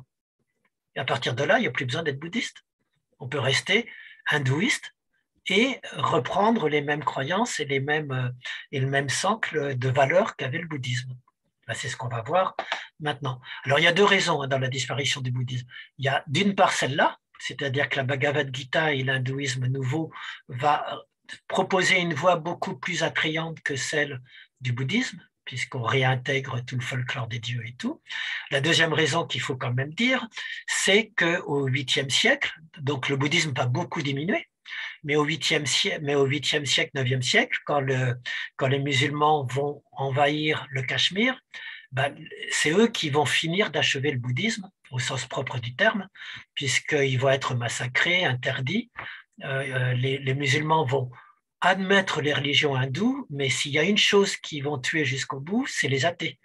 Et étant donné que Bouddha disait qu'il n'y avait pas de Dieu, c'était le mouvement à détruire avant tout. Donc le bouddhisme, il disparaît d'Inde pour ces deux raisons. D'abord, par réintégration des valeurs par l'Inde, et puis par rejet au moment et interdiction au moment des invasions musulmanes. Ça, on ne le dit pas souvent, mais c'est quand même la réalité historique. Voilà, vous voyez à peu près? Donc, la grande énigme, c'est ça, c'est pourquoi le bouddhisme et comment le bouddhisme a pu disparaître à part l'interdiction, enfin à part les invasions musulmanes après, et comment il a disparu. Ben, on va voir ça avec la Bhagavad Gita. Alors, cette chère Bhagavad Gita, qu'est-ce que c'est? Vous avez un grand poème qui fait 18 chapitres, qui fait je ne sais plus combien de vers, mais entre moins 500 et moins 100, c'est un poème qui vient de moins 1500, grosso modo, qui est véritablement le Mahabharata. Vous avez dû en entendre parler. Il y a eu une très belle mise en scène par Peter Brooks, hein, qui en a fait 4 soirées inoubliables pour ceux qui les ont vus. Et donc, c'est une immense épopée qui relate certainement, d'après les historiens, ça relate les fameuses luttes, mais bien, c'est comme Homère, l'Iliade et l'Odyssée, hein, si on prend une comparaison, et ça relate comme l'Iliade et l'Odyssée a relaté de manière légendaire les luttes entre les Grecs et les Troyens et les ennemis. De la même manière, ça relatait le Mahabharata, les luttes quand les Aryas sont arrivés en Inde avec les peuples autochtones. Et donc, c'est un énorme poème qui fait je ne sais plus combien de vers, j'ai oublié de le marquer, mais qui est vraiment gigantesque, beaucoup plus grand que l'Iliade et l'Odyssée. C'est l'épopée traditionnelle où vous avez tous les dieux indiens qui interviennent dans l'histoire dans l'histoire des combats. C'est le cœur de l'hindouisme. Et au cœur de ça, vous avez, voilà, le Mahabharata raconte la lutte entre les 5 fils de Pandu, qui sont des demi-dieux, alors des demi-dieux, ça veut dire qu'ils sont issus de la couche d'une femme et d'un dieu, et ils avaient 100 cousins. Et ils se font la guerre sans arrêt, hein, comme à chaque fois. Et donc, juste avant la bataille décisive, là, il y a un petit texte qui est rajouté entre moins 500 et moins 100. Ça se voit très bien parce que ce n'est pas le même style en plus. Et vous avez le texte du Mahabharata, et au moment où la bataille décisive entre les deux clans va arriver, vous avez un texte qui est réintroduit, l'air de rien, subrepticement, qui va devenir le texte sacré de l'hindouisme. Alors comment on le réintroduit? Juste avant la bataille décisive, Arjuna, qui est celui qui mène l'armée des alliés, va souffler dans sa conque. Donc vous imaginez, on le voit très souvent dans les peintures, vous voyez deux énormes armées qui se font face avec leurs chars et tout. Et puis vous avez juste un char qui s'avance. Vous avez Arjuna et Krishna qui est le dieu qui le guide. Arjuna s'apprête à souffler dans sa conque, là, vous savez, comme une trompette courte. Et juste à ce moment-là, il voit soudain que en face de lui, il a des amis et des parents, des frères dans le camp opposé. Et d'un seul coup, il se dit, je vais les tuer. Et si je les tue, c'est toute la tentation des renonçants qui arrive. Tout ce que je vous ai dit avant sur le renonçant. Brusquement, il est saisi par le doute. Et lui est prêt à devenir comme le Bouddha. Il est prêt à arrêter la guerre, il est prêt à tout arrêter et à ne plus vouloir puisqu'il est en train de se condamner et de condamner les autres à une souffrance perpétuelle, à être réincarné, etc. Donc soudain, il se dit, non, je ne déclenche pas la bataille. Parce que ce n'est pas conforme au dharma, ce n'est pas conforme à l'ordre cosmique, je vais provoquer la désolation et la perte. Donc rien que ça, c'est superbe, c'est le symbole de la crise ouverte par les renonçants. La Bhagavad Gita, elle commence par, c'est l'intrusion soudaine du monde des renonçants dans le monde qui était en train d'aller se faire la guerre, et c'est l'intrusion idéale de non-action. Il vaut mieux ne rien faire. Jusqu'au sommet des rois, jusqu'à Arjuna et jusqu'à celui qui commande cette bataille. Et la bataille est suspendue. Et moi, ce que j'adore dans la Bhagavad Gita, c'est que on va parler. Et Arjuna et Krishna se mettent à parler ensemble. Pendant ce temps, les deux armées sont en point de suspension. Et puis, Krishna va faire comprendre à Arjuna quelle est la solution.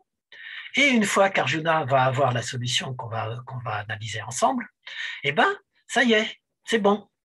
Il sonne dans sa conque et tout le monde s'étripe joyeusement. La bataille peut reprendre. L'ordre de la société peut se refaire. C'était quand même une guerre juste. On va faire la guerre. On va repartir dans les... Mais au moins, on ne cherchera pas des actes individuels, etc. À la fin, lorsqu'Arjuna aura trouvé la solution, la bataille suspendue pourra reprendre avec son cortège de destruction et de mort. Mais ce sera pour une cause juste, ce ne sera pas juste pour se venger des affronts qui avaient été faits auparavant. Donc c'est très joli, hein. Vous imaginez la bataille en train de se faire et boum, un petit dialogue philosophique sur « Ah mais zut, je suis en train de me condamner, comment je peux me délivrer sur le champ de bataille, quoi. » Voilà, ça c'est pour le mettre en condition. Alors, quel est ce message de la Bhagavad Gita que va dire Krishna? Donc Krishna, c'est le dieu qui seconde Arjuna et qui vient lui dire « Mais non, tu peux y aller, je vais te dire pourquoi. Je vais te dire comment tu peux agir sans t'aliéner et sans amener le malheur avec toi. » Donc, bien entendu, vous voyez quel est le sens. C'est la société indienne tout entière qui dit vous n'êtes pas obligé de quitter le monde, vous n'êtes pas obligé de quitter votre famille, de quitter le sacrifice. Vous pouvez vous libérer en restant à l'intérieur de notre village, en continuant à faire votre métier, etc. Donc, il va réaffirmer, Krishna, qu'on peut échapper au samsara, réaliser le soi, l'atman, rejoindre Brahman. Comment on peut faire? Il faut agir conformément toujours à ce fameux ordre cosmique, mais d'abord, il va lui dire, je vais te relativiser ce que tu es en train de dire. Hein. Bien sûr, il va y avoir plein de vies perdues dans la bataille, mais tu sais, l'air de rien, elles vont se réincarner, ces existences. Donc finalement, ce n'est pas si grave, puisque les gens ils vont se réincarner selon les mérites qu'ils auront faits. Donc ce n'est pas toi vraiment qui est la cause, puisque selon qu'un tel il aura fait ça ou ça, bien sûr, il va mourir, mais il va se réincarner dans ceci, dans cela, etc. Donc tu n'es qu'un instrument du dharma, en quelque sorte. Tu n'es pas le vrai fautif, si tu comprends vraiment les choses. Après, deuxième petite chose, là c'est la relativisation. Après, il va dire, les actes sociaux, ils sont nécessaires de toute façon. Ils sont à faire dans l'ordre du monde, là où tu es. Si toi, tu es guerrier, que tu es prince et que la cause est juste, il faut que tu fasses la guerre. Parce que sinon, la cause juste ne sera pas défendue et donc ça va remettre en cause le bon fonctionnement de la société, du devoir. Ton rôle de prince, c'est d'assurer la vie le plus possible selon la justice, selon la justesse. Et puis, donc ça, relativiser, remettre dans le contexte de il faut bien agir dans le monde, il faut bien essayer de suivre l'ordre du monde le plus juste possible. Et la troisième chose qui va être le plus important, parce que si vous vous dites, si je me contentais de ça, vous diriez, ouais, c'est un joli sophisme, quoi. Mais il va vous dire, en plus de ça, chacun peut se purifier pour agir sans avoir les effets négatifs de son acte. Et si j'arrive à agir sans être touché par les effets négatifs de l'acte, je peux du coup me libérer en même temps. Donc je peux reprendre les pratiques, développer de nouvelles voies de délivrance, tout en restant dans le monde. Et c'est quoi la fameuse clé de solution de la Bhagavad Gita? C'est agir indépendamment des fruits de l'acte.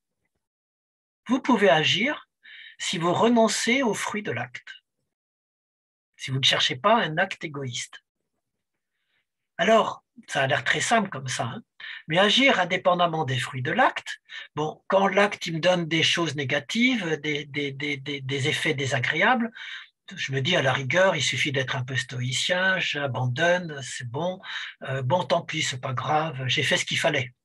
Hein, ça me retombe dessus ou ça a des effets négatifs, j'ai perdu mon argent, mon ceci, mon cela, c'est pas si grave que ça. Donc, j'agis indépendant ou je vais agir et si ça se passe mal, je m'en voudrais pas. Je vais pas être touché par le fait que ça se passe mal, au moins j'aurais fait ce qu'il fallait. J'agis indépendamment des fruits désagréables ou négatifs de l'acte. C'est encore un petit peu facile à faire. Par contre, agir indépendamment des fruits positifs de l'acte, je vais agir et ça va me donner du plaisir. Ah ben non, ça, on n'est plus dans la Bhagavad Gita. Je vais agir, il y aura peut-être du plaisir, mais je dois réussir à agir sans être touché par le fait que ce soit agréable, sans le fait que mon ego va trouver du plaisir à ça, sans en tirer jouissance. Donc agir sans jouissance ou sans regret, juste pour l'acte pur. Alors à quoi on peut penser? Donc vous voyez, c'est beaucoup plus compliqué. C'est une grosse analyse psychologique. Hein. L'analyse psychologique qui est derrière, c'est qu'est-ce qui enchaîne dans l'acte? C'est pas de faire un acte, c'est l'attachement que je porte sur les fruits de l'acte que je suis en train de faire. Elle est là, l'aliénation, elle n'est pas dans l'acte, elle n'est pas dans le plaisir, elle n'est pas dans le désir. C'est dans mon attachement. Vous voyez comme quoi Bouddha est passé par là. C'est la soif qui est derrière, qui attache. Ce n'est pas simplement d'agir. Donc, on peut imaginer qu'on peut agir indépendamment de cette soif, dirait Bouddha, indépendamment des fruits de l'acte, dit la Bhagavad Gita. Si je cherche des analogies en Occident, Épicure, le fameux épicurisme, c'est pas du tout chercher le plaisir pour le plaisir, c'est faire des actes nécessaires sans faire ce qui est superflu, non nécessaire. Et pourquoi? Pour atteindre l'ataraxie. L'ataraxie chez les épicuriens, c'est juste un état de sérénité et de calme intérieur, un peu comme on pourrait dire le nirvana ou un état de délivrance. Une autre comparaison en Occident, c'est la fameuse loi morale de Kant. Kant vous dit que un acte moral, c'est celui qui va correspondre à la loi morale. Alors, qu'est-ce que c'est que la loi morale chez Kant? C'est tout bête. C'est le principe d'universalité. N'agis pas, ne fais aucun acte que tu ne puisses universaliser. Et si ton acte, en l'universalisant, il porte quelque chose de négatif sur une personne, c'est qu'il n'est pas universel et donc tu l'abandonnes. Si ton acte peut s'adapter à tout le monde de manière universelle, il est juste d'après l'universel et donc tu peux le faire. Donc mentir, ça va provoquer des conséquences négatives, ça va être interdit par la loi morale. Et donc là, on a quelque chose qui est pareil. Hein. Il faut faire un acte pur, moral, indépendamment des fruits. Alors bien entendu, Kant vous dira très bien, il sait très bien, il n'est pas bête, il sait très bien que nos actes moraux sont entachés d'égoïsme, de petits calculs individuels, de petites satisfactions. Mais il vous dit, c'est pas grave ça. Si votre acte est fait avec l'intention de répondre à la loi morale, il est vertueux, il est moral. Si votre intention première, c'est simplement la satisfaction de l'ego, dirait un bouddhiste, ou etc., il n'est pas moral. Même si, donc là, on peut faire un lien avec Épicure et agir l'acte qui est conforme au dharma, Kant dira conforme à la loi morale, indépendamment des fruits de l'acte, même s'il y en aura toujours. Vous voyez à peu près abandonner les fruits de l'acte. Donc ça, c'est vraiment la base de la sagesse et de l'hindouisme pratique. Alors, je vous fais quelques petites citations là-dessus parce que je les trouve très belles. Et c'est vraiment là qu'est dit ce message.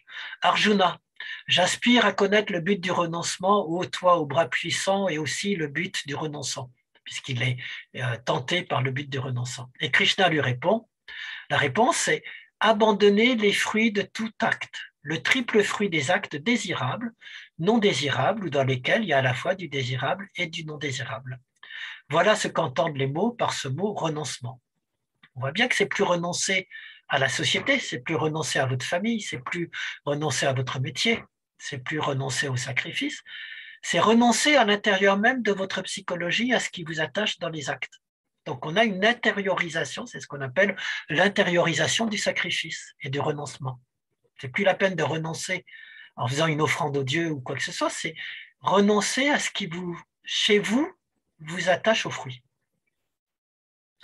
Et il continue en disant ce que les grands érudits nomment, donc ça c'est Krishna, ce que les grands érudits nomment le libéré, c'est l'état même de l'homme qui pratique ce renonçant. Le sannyasine, c'est le renonçant qui a renoncé aux fruits de ses actes.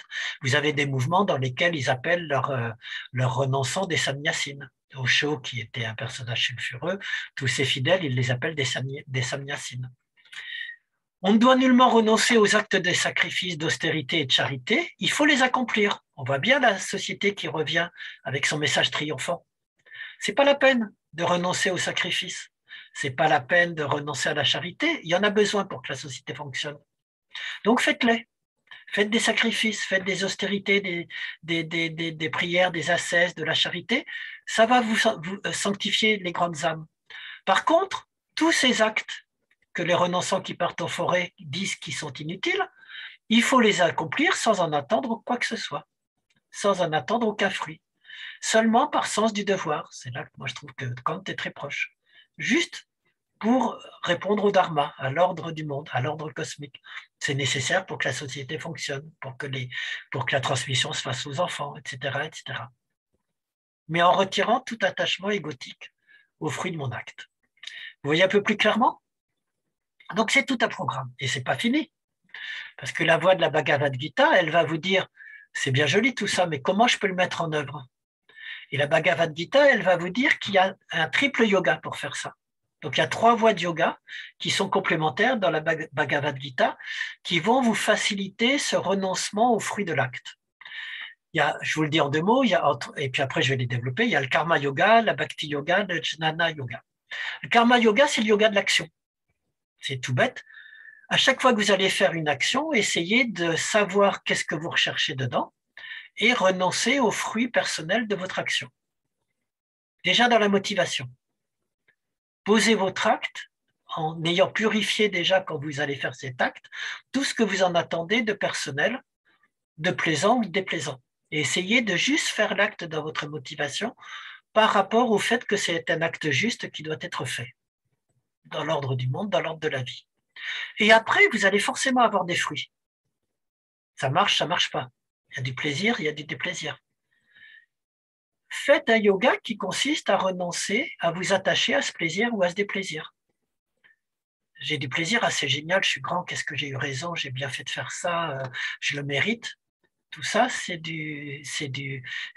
vous êtes attaché au fruit de l'acte et vous recultivez votre ego. Ah, ça n'a pas marché, ah, c'est terrifiant, c'est parce que c'est l'autre qui était méchant, qui n'était pas bon, ou c'est parce que j'étais moi-même pas bon et tout. Je suis attaché au fruit négatif, au fruit négatif de l'acte. Accepter que l'entreprise réussisse ou soit un échec, indépendamment de tout ce que je vais avoir comme ressenti subjectif. C'est beaucoup plus compliqué déjà. Viser l'acte juste. L'acte juste, c'est aussi une des notions fondamentales du Bouddha. C'est pour ça que vous voyez poindre en pointillé toute une influence du bouddhisme, je trouve, dans le message de la Bhagavad Gita. Viser l'acte juste sans être l'auteur intéressé par le résultat. Quelque part, ne soyez pas l'acteur de vos actes. Soyez juste le passeur, le moyen que l'acte se fasse s'il est juste. Sans désir, sans enjeu personnel, niskama karma, sans attachement à l'acte et à ses conséquences. Donc, toute action devient un yoga dans la voie de la Bhagavad Gita. Chacune de vos actions, familiales, sociales, professionnelles, devrait devenir un acte de réflexion avant d'être fait, de purification, pour détacher son ego de l'acte. Et comment on peut y arriver? On va faire un deuxième moyen, on va le lier à un deuxième yoga qui est le Bhakti Yoga. Bhakti, ça veut dire la dévotion. Le moyen le plus simple qu'est trouvé la Bhagavad Gita, je vais adorer un Dieu. Une dévotion joyeuse, puisque dans l'hindouisme, c'est très joyeux, l'hindouisme. Donc, je vais choisir un Dieu, que ce soit Krishna. Vous savez, dans l'hindouisme, il y a des milliers de dieux. Donc, choisissez, comme au supermarché, le Dieu qui vous plaît le plus, qui va vous correspondre le mieux à votre... Je m'amuse de l'image des supermarchés parce que quand je suis allé en Inde, j'avais rencontré un Indien on avait parlé du monothéisme, du polythéisme, et il m'avait dit, mais oui, mais en fait, vous, en Occident, dans votre christianisme et tout, vous êtes dans un magasin d'État, il y a un seul Dieu. Nous, on a le supermarché des dieux. On en a autant qu'on veut et le principal, c'est de trouver celui qui nous plaît. Et puis après, on a notre religion et on développe notre religion. Et je trouvais qu'il y avait quelque chose de très vrai pour comprendre le polythéisme indien. Il y a une multitude, un foisonnement de dieux. Trouvez celui qui vous permettra de vous dévouer à lui de manière joyeuse. Et pour arriver à ne pas être l'acteur de vos actes, dites-lui que c'est Dieu qui agit. C'est ce Dieu qui agit à travers vous. C'est pas vous qui agissez. C'est Krishna qui agit à travers vous. C'est Durga, la déesse, qui agit à travers vous. Donc, déjà ça, c'est un décentrement. Je ne suis pas l'acteur de mes actes, c'est Dieu qui... Il y a des mystiques chrétiens qui le disent, ça, hein. C'est Dieu qui agit à travers moi. Ce n'est pas moi qui agis. Et donc, je vais réintégrer la prière, je vais réintégrer la dévotion, je vais réintégrer le chant, parce que ça va canaliser toutes mes forces, toutes mes passions, je vais les sublimer vers ce Dieu que j'ai élu, qui va me permettre de me libérer mon ego, jusqu'à être fusionné totalement avec ce Dieu. On verra plus tard que c'est les Vishnouistes et les Shivaïstes qui développent ça beaucoup. Les trois grands dieux, il y a une il y a 1000 dieux, mais les trois plus grands qui vont servir à cette Bhakti Yoga, c'est Vishnu, Shiva, Rama, qui vont être les objets principaux de cette dévotion. Donc la dévotion à un dieu, on la réintègre comme un moyen de se libérer de son ego. Et puis, c'est pas suffisant tout ça. Il y a un troisième yoga. Donc, c'est quand même très ambitieux, hein, la Bhagavad Gita. La Bhagavad Gita, si on veut suivre sa voie. Ben, il faut que j'arrive à comprendre quand même pourquoi je fais tout ça. Donc, il faut que je développe une connaissance. Il faut que tout ça, ça me serve à retrouver le vrai soi. Et là, vous voyez l'hindouisme qui revient. Le message des Védas, le message des Upanishads, il est vrai. Le vrai soi, c'est le soi sans dualité de l'Atman Brahman qui se rattache à mon moi. Et il faut se détacher de son moi pour revenir à l'absolu. Donc, se détacher des fruits de l'acte, je peux le faire par un yoga de l'action, par un yoga de la dévotion à un dieu, et par une connaissance presque métaphysique profonde de qui je suis véritablement. Et ça, la Bhagavad Gita, c'est la réponse triomphante de la société au renonçant. Vous n'êtes pas obligé de suivre Bouddha, Mahavira, tous ceux qui quittent la société. Vous pouvez rester dans le monde et sans aucune dualité, continuer à y agir pour permettre au monde de continuer et vous-même de vous libérer et de participer à la libération des gens. Vous voyez à peu près ? Et cette complémentarité des trois voies du yoga, je vous ai mis une petite citation pour vous montrer comment la Bhagavad Gita parle. Ceux qui concentrent leur esprit sur moi pour m'adorer, donc je vous dis c'est la Bhakti Yoga en fait, avec une éternelle constance, ceux qui sont dotés de la plus haute foi, ceux-là sont mes meilleurs fidèles, ils sont les plus grands yogins. C'est toujours Krishna qui parle. Donc ceux qui font de la dévotion, ils ont toutes les chances de se libérer. Ceux qui adorent l'absolu, l'indéfinissable, le non différencié, l'omniprésent, l'inconnaissable, tout en tout, l'immuable et l'éternel, en maîtrisant le jeu de leurs organes, donc en faisant aussi du Hatha Yoga, dont j'ai oublié de vous parler, mais qui est totalement intégré dans la voie de la Bhagavad Gita, et qui ont en même temps la conviction d'identité de toute chose, donc ils font des Jnana Yoga, qui sont occupés à faire le bien de tous les êtres, ils font de la Bhakti Yoga. Donc tous ces êtres qui ont à la fois de la dévotion, du yoga de l'action et du yoga réel et de la connaissance, ben, ils viennent jusqu'à moi seuls et ils vont avoir la délivrance. Et pour les pauvres intellectuels comme moi, qui sont surtout intellectuels, mais ceux dont l'esprit s'est donné à l'absolu non manifesté, sans lien au yoga ni à la dévotion, ou à la méditation, pour cela, la difficulté de la lutte est beaucoup plus grande sur le chemin à parcourir. Donc, il faut les trois. Si vous faites que l'un, il y a toutes les chances que vous restiez en chemin. Donc, c'est un message à la fois hyper rassurant. La Bhagavad Gita, tout le monde peut se libérer à sa place en restant à agir dans la société. Mais qui est hyper exigeant, comme vous le voyez, si vous voulez vraiment le suivre jusqu'au bout. Donc c'est très puissant, c'est là que Sri Aurobindo, c'est le livre sacré de l'hindouisme à partir de jusqu'à aujourd'hui. Sri Aurobindo fait un commentaire de la Bhagavad Gita. Tous les grands hindouistes reviennent à la Bhagavad Gita. C'est leur, entre guillemets, Bible. Voilà, vous voyez à peu près ? Alors à la fin, je vais déborder de 5 minutes. Je vous ai laissé deviner qu'il y avait des petites traces où on voit l'influence du bouddhisme dans la Bhagavad Gita. Le dernier slide que je vous ai fait, il vient d'un livre d'un intellectuel indien, Krishnan. C'est le seul que j'ai trouvé d'ailleurs qui fait une comparaison entre le bouddhisme et l'hindouisme. Et la Bhagavad Gita, c'est en anglais, ça s'appelle Bhagavad Gita, The Bhagavad Gita and the Bhagavad Gita and the Buddhism, avec l'accent français. Donc, et c'est lui qui vous montre très bien comment le bouddhisme a innervé la Bhagavad Gita et comment la Bhagavad Gita a réintégré l'essentiel du Bouddha en le faisant sous une forme polythéiste qui a permis à la société indienne et à l'hindouisme de survivre, d'absorber le bouddhisme et finalement de le rendre inefficace puisque c'est quand même beaucoup plus sympa d'aller offrir des fleurs, d'avoir son petit Dieu, plutôt que d'être juste avec un Bouddha. Voilà. Donc, ce qu'il vous dit, c'est 3 choses. On est loin de avec la Bhagavad Gita, il vous fait remarquer qu'on est très loin de l'enseignement strictement philosophique des Upanishads ou des Védas. On n'a plus du tout le matérialisme vital des Védas, vous savez, les hymnes pour pouvoir jouir de la vie, avoir du succès et tout. On n'a plus du tout ça dans la Bhagavad Gita. Et on n'a plus du tout la simple affirmation philosophique, Atman Brahman, tu es cela, etc. Donc on voit bien qu'il y a eu une rupture à la fois par rapport aux Védas et par rapport aux Upanishads. Et ce que va vous montrer l'auteur, c'est que ce qui fait la spécificité de la Bhagavad Gita, ça a été cette reprise et cette réintégration, entre autres, des éléments venant entre autres de Bouddha. Alors, ce qui lui permet d'avoir cette thèse, c'est que le modèle de vie de Krishna n'est pas loin des leçons de Bouddha. Il y a un grand hindouiste du XXe siècle, Vivekananda, qui vous dit « Bouddha aidant les êtres à se libérer par des sermons et les invitant à abandonner leur ego, vivait comme un karma yogin, comme le yogin de la Bhagavad Gita. » On voit bien qu'il y a une similitude dans Krishna qui dit comment on peut continuer à vivre tout en se libérant et Bouddha qui veut aider les êtres à se libérer.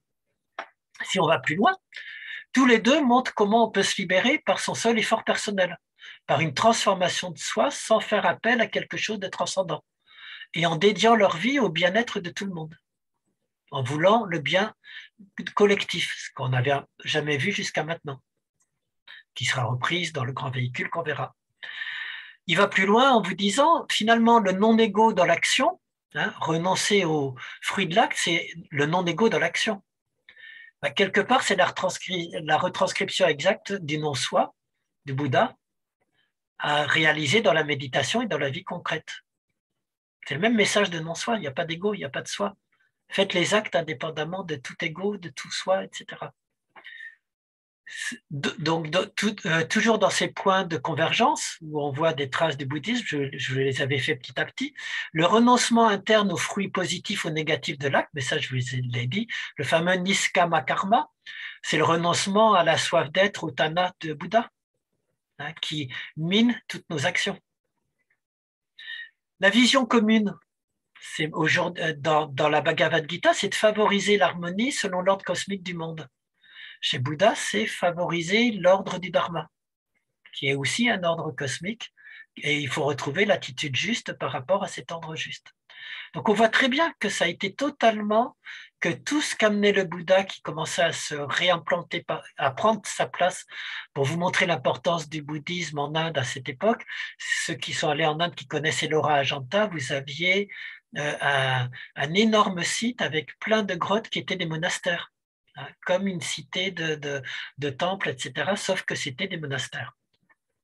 Et puis la dernière chose où on voit que la Bhagavad Gita connaissait très bien le bouddhisme et Bouddha, c'est que le but ultime, 2 fois de suite dans la Bhagavad Gita, je vous ai mis les endroits exacts si vous voulez aller rechercher, le but ultime, c'est très explicitement appelé Brahma Nirvana. Nirvana, c'est le but du bouddhisme, enfin le but. Et si je le traduis mot à mot, c'est l'absorption ou extinction dans le suprême Brahma. On voit très bien comment le but de la Bhagavad Gita, il a refusionné le nirvana dans le Brahma.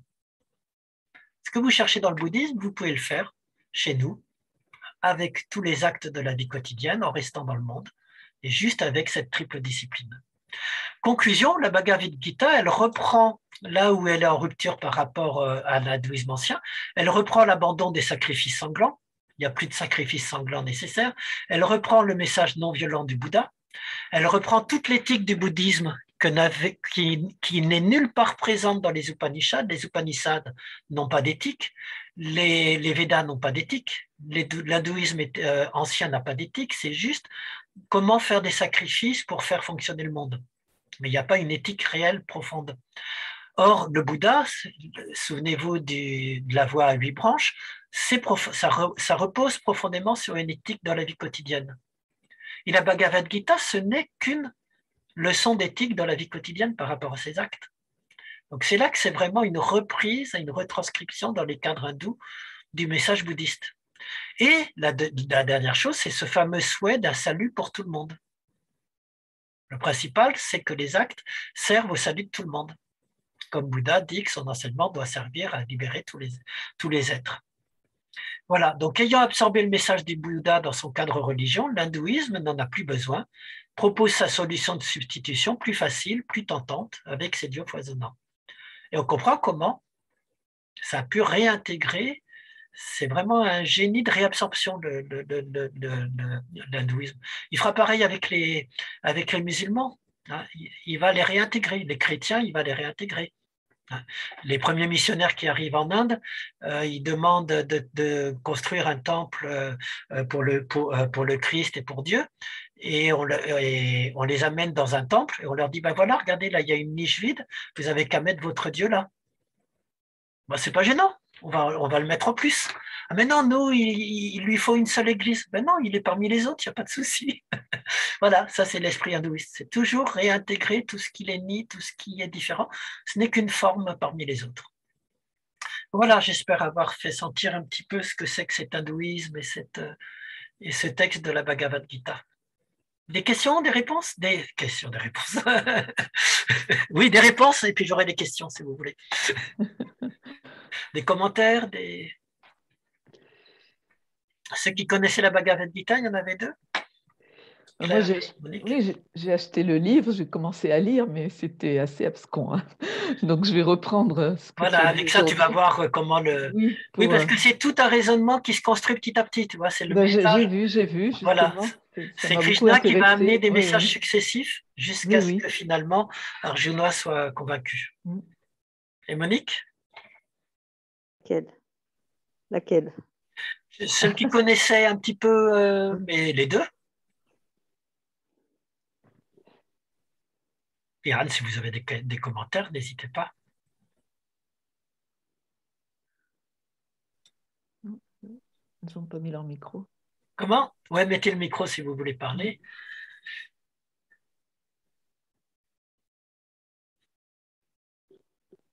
Donc ça, c'est toute une voie de libération, toute une voie de progression spirituelle, hein, la Bhagavad Gita, chez les hindous. Pas d'autres commentaires? Je ne sais pas si Monique... Ouais, vas-y Monique. Oui, je disais qu'il y avait beaucoup de traductions de ces textes de la Gita. Ouais. Qu'est-ce que tu penses qui est le mieux, à part Sri Aurobindo? Ben, moi, je trouve que c'est la meilleure. Ah bon? D'accord. Voilà, parce qu'il est vraiment... C'est un grand sage hindou, il est totalement en adéquation avec la spiritualité hindoue pour moi. Donc, bien entendu, on pourra toujours dire qu'il y a la sauce Sri Aurobindo, mais quand même, et il a un grand respect du texte. Alors qu'il y a beaucoup d'autres traductions. Oui, moi, c'est celle que je prends. J'en ai lu 2-3 aussi, et c'est celle que je préfère personnellement. Oui, chacun a fait son interprétation personnelle. Oui, tout à fait. C'est pas le problème. Oui, c'est pour ça que celle qui est la plus spirituelle et la plus... Et je pense que c'est quand même celle de... Mais après, on peut en lire plusieurs et les comparer, bien entendu. Tu en avais d'autres en tête quand tu en parles? Non. Il y en a beaucoup qui, effectivement, je ne me rappelle plus des noms. Non. D'accord. Voilà. Alors, pour vous mettre en bouche apéritive, dans 2 semaines, là, je vais vous laisser. Vous avez 15 jours pour essayer les 3 yogas. Hein. Le Hatha Yoga, le Bhakti Yoga. Et puis, là, quand on reprendra, on verra comment tout ça, c'est un jeu de ping-pong, l'histoire de l'Inde, parce que la Bhagavad Gita, elle arrive à concurrencer le bouddhisme de cette manière, et on va voir comment le bouddhisme va se défendre en développant le grand véhicule. Et le grand véhicule, ça va être une réintégration aussi de tout ce que la Bhagavad Gita met en avant, des croyances à des dieux, de la dévotion, etc. Donc c'est ça qui est que j'essaye de montrer un peu dans mes cours, c'est comment chacun s'influence et se nourrit l'un l'autre, quoi. Voilà, pas d'autres commentaires? Non, merci beaucoup, c'était bien. Eh bien, je vous remercie. Je vous souhaite beaucoup. Merci. Une bonne quinzaine et puis on se revoit dans 15 jours. D'accord, donc il y a 2 vendredis sans cours alors, oui. Non, il y a un vendredi sans cours. Un vendredi, et oui, mais ça fait 15 jours. Et le dernier vendredi des vacances, je reprends le cours. Ouais. D'accord. Voilà. Très bien. Beaucoup. Merci Au revoir, beaucoup, bonne Christian. soirée. Très Merci. bonne soirée. Merci. Merci. Au revoir, au revoir. Au Au revoir. revoir, les Alors, Moniques. il faut que et j'arrête Anne. l'écran. Il faut que j'arrête l'enregistrement.